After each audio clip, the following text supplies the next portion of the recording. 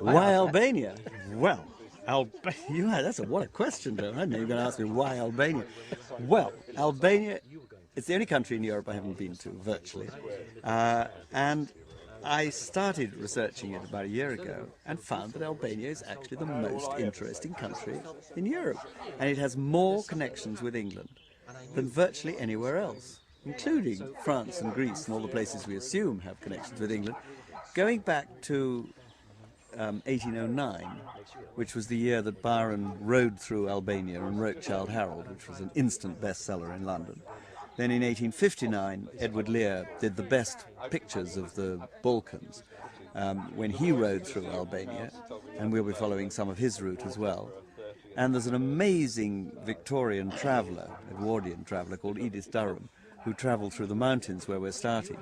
And she became so much loved by the Albanians, this rather stout little tough Victorian English lady who did things that were unthinkable. I mean, went through areas that were totally closed to foreigners and had a most extraordinary time and became loved by them and was called the Queen of the Mountains.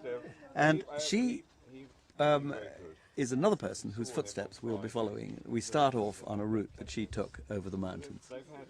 And so those are just three literary people.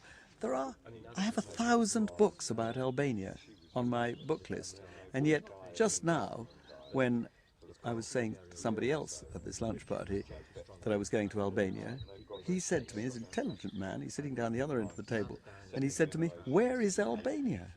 I mean, almost no other European country would you find somebody saying, "Where is Albania?" There's a sort of block. People don't know where it is, and they ought to, because it's the most interesting country in Europe.